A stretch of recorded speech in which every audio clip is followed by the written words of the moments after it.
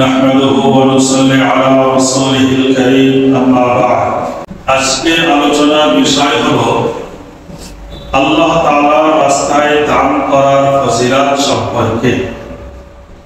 পবিত্র কোরআনুল মাজিদ সূরাতুল বাকারা 271 নম্বর আয়াতে আল্লাহ তাআলা ঘোষণা দিয়েছেন, ইন তুবদুস সাদাকাতি ফানি'মাহি, যদি তোমরা আল্লাহ তাআলার রাস্তায় প্রকাশ্যে দান করো, ফানি'মাহি, তবে তা কতই না উত্তম।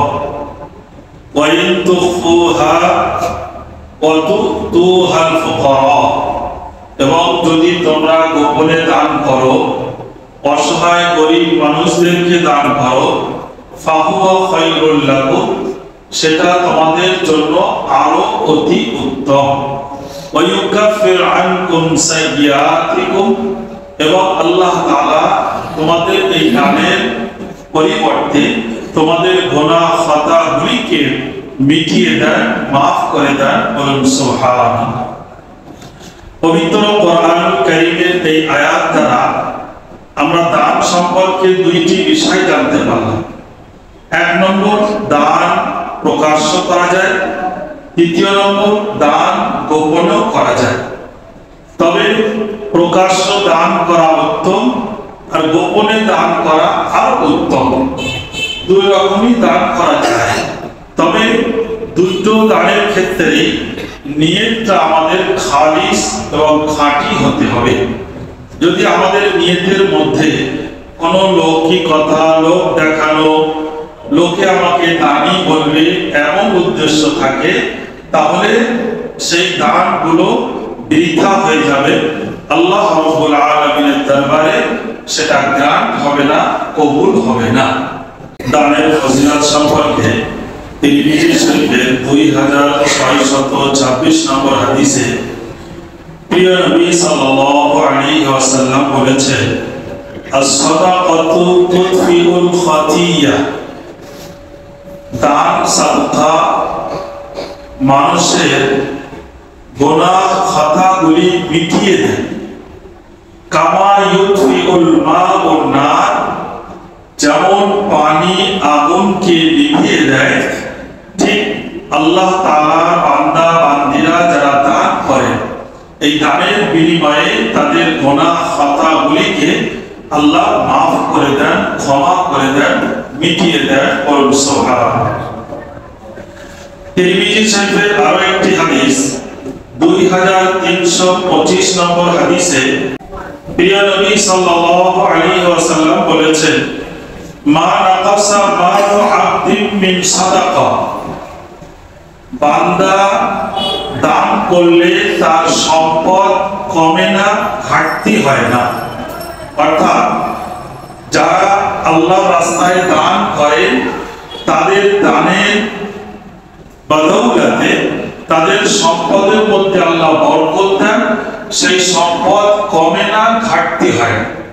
বাহ্যিকে হয়তো আমরা মনে করি দান করছি মানে আমাদের অর্থ থেকে অর্থ কমে যাচ্ছে, কিন্তু আভ্যন্তরীণ সেটার মধ্যে আল্লাহ বরকত দিয়ে থাকেন। সূরাতুল বাকারা 261 নম্বর আয়াতে আল্লাহ রাব্বুল আলামিন ঘোষণা দিয়েছেন, মাসালুল লাযীনা ইউনফিকুনা আমওয়ালাহুম ফি সাবিলিল্লাহ, যারা আল্লাহ তাআলার সন্তুষ্টির উদ্দেশ্যে আল্লাহ তাআলার রাস্তায় দান করেন, তাদের উদাহরণ কামাসালি হাব্বাতিন, একটি বীজ, শস্য বীজের দানার মতো। আম্বাতাত সাবআ সানাবিলা, ওই একটি শস্য দানার বীজ যখন রোপণ করা হয়, বসানো হয়, তার থেকে 7টি শীষ বার হয়। ফি কুল্লি সুনবুলাতিন মিয়াতু হাব্বা, ওই 7টি শীষে প্রত্যেকটি শীষে 100 করে দানা আল্লাহ তাআলা বার করে। আল্লাহু ইউযাইফু লিমান ইয়াশা, এবং আল্লাহ যদি চান আরো বাড়িয়ে দেন, আল্লাহ যদি ইচ্ছা করেন আরো বাড়িয়ে দেন। তাহলে আল্লাহ তাআলা দানকারীর উদাহরণ দিয়েছেন যে একটি গাছের দানা যখন বসানো হয়, ধানের দানা, তখন তার থেকে গাছ হলে 7টি শীষ বার হয়। এক একটি শীষে 100 করে দানা বার হয়। তাহলে 7টি শীষে 100 করে দানা বার হলে 700টি দানা তার থেকে বার হয়। উৎস ছিল একটি দানা, অর্থাৎ একটি দানা থেকে আল্লাহ তাআলা যেমন 700 দানা উৎপাদন করেন। আল্লাহর কোন বান্দা বান্দি যদি আল্লাহর রাস্তায় খালিস নিয়তে, খাঁটি নিয়তে দান করে, ওই দানটা আল্লাহ বাড়িয়ে কিয়ামতের দিনে 700 গুণ বা তার চাইতে অধিক পরিমাণে তার বিনিময়ে দান করবেন। সুবহানাল্লাহ। নাসাই শরীফ 3186 নম্বর হাদিসে প্রিয় নবী সাল্লাল্লাহু আলাইহি ওয়াসাল্লাম বলেছেন, মান আনফাকা নাফাকাতান ফি সাবিলিল্লাহ, আল্লাহর কোন বান্দা বান্দি আল্লাহর রাস্তায় যদি কিছু দান করে, কুতিবাত লাহু বিসাবঈ মিয়াতি জিরফিন, ওই দানটাকে আল্লাহ তাআলা বাড়িয়ে 700 গুণ পর্যন্ত সওয়াব লিপিবদ্ধ করে দেন। বলুন সুবহানাল্লাহ। তাহলে কোরআনের আয়াত এবং হাদিস দ্বারা আমরা এটা জানতে পারলাম যে আমরা যদি আল্লাহর রাস্তায় 1 টাকা পরিমাণ দান করি, সেটাকে আল্লাহ 700 গুণ পর্যন্ত বাড়িয়ে দেন। নিয়তের উপরে আরো বেশি আল্লাহ বাড়িয়ে দিতে পারেন। মুসলিম শরীফের 2959 নম্বর হাদিসে বিশ্বনবী সাল্লাল্লাহু আলাইহি ওয়াসাল্লাম বলেছেন, ইয়াকুলুল আবদু মালি মালি, বান্দা বান্দি বলতে থাকে আমার মাল বলে বান্দা বলতে থাকে যে এটা আমার মাল, ওটা আমার মাল, এটা আমার সম্পদ, ওটা আমার সম্পদ। ইন্নামা লাহু মিন মালিহি সালাসা, নবীজি বলেছেন একজন মানুষের প্রকৃত তার নিজস্ব মাল বলতে, সম্পদ বলতে 3টি। 1 নম্বর মা আকালা ফাফনি, যে সম্পদটা, যে খাদ্যটা সে ব্যক্তি খেয়ে হজম করে নিল, ওই সম্পদটা হচ্ছে তার। আও লাবিসা ফাবলি, যে কাপড়টা পরিধান করে সে ছিঁড়ে ফেললো, সেই কাপড়ের মালিক হচ্ছে সে। আও আতা ফাফতানি, এবং জীবদ্দশায় আল্লাহর রাস্তায় যে দানটা করেছিল, সেই দানটা তার আমলনামায় জমা হবে। একজন মানুষের সম্পদ বলতে এই 3টি, যেটা সে খেয়ে নিল, যেটা সে পরে ছিঁড়ে ফেললো, আর যেটা আল্লাহর রাস্তায় দান করে গেল, সেই সম্পদটা তার আমলনামায় গচ্ছিত থাকবে। সেটা তার বিনিময়ে আল্লাহ তাআলা কিয়ামতের দিনে দান করবেন। ওমা সিওয়া যালিকা যাহিবুন, এই 3টি ছাড়া যা কিছু সম্পদ আছে সব বিনষ্ট হয়ে যাবে। ওয়াতারিকুন নাস, এবং মানুষের জন্য ছেড়ে রেখে যেতে হবে, কবরে নিয়ে যেতে পারবে।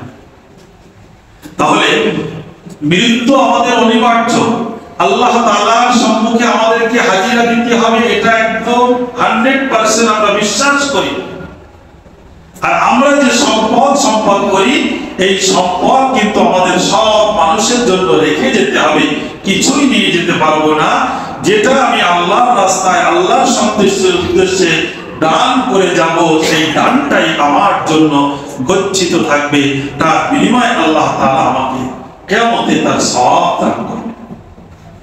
মসজিদ আবাদ করার ব্যাপারে সূরাতুত তাওবায় 18 নম্বর আয়াতে আল্লাহ তাআলা ঘোষণা দিয়েছেন, ইন্নামা ইয়া'মুরু মাসাজিদাল্লাহি মান আমানা বিল্লাহি ওয়াল ইয়াউমিল আখির।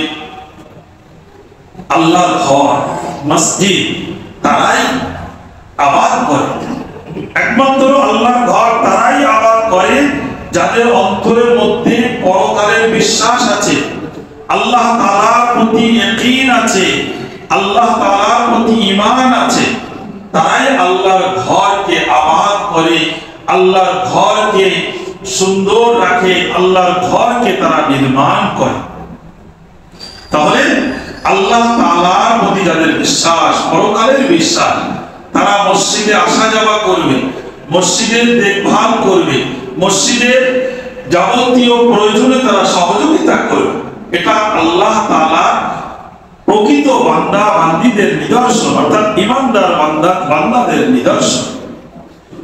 মসজিদ বানানো সম্পর্কে তিরমিজি শরীফের 319 নম্বর হাদিসে বিশ্বনবী সাল্লাল্লাহু আলাইহি ওয়াসাল্লাম বলেছেন, মান বানা লিল্লাহি মাসজিদান সাগীরান আও কাবীরা, আল্লাহর কোন বান্দারা মিলিতভাবে কোন ছোট একটি মসজিদ করলো অথবা বড় একটি মসজিদ নির্মাণ করলো, বানাল্লাহু লাহু বাইতান ফিল জান্নাহ, আল্লাহ তাআলা এই বান্দাদের জন্য, এই বান্দীদের জন্য জান্নাতে, বেহেশতের মধ্যে একটি সুন্দর ঘর তাদের জন্য নির্মাণ করে দেবেন। বলুন সুবহানাল্লাহ। তাহলে আল্লাহর ঘরের সহযোগিতা করা, আল্লাহর ঘরের দান করা, আল্লাহর ঘর দেখভাল করা, এটা বিরাট ফজিলত।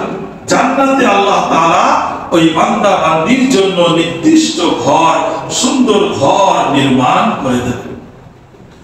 দানের সম্পর্কে বুখারী শরীফের 1461 নম্বর একটি হাদিস, হাদিসটি বর্ণনা করেছেন হযরত আনাস বিন মালিক রাদিয়াল্লাহু তাআলা আনহু।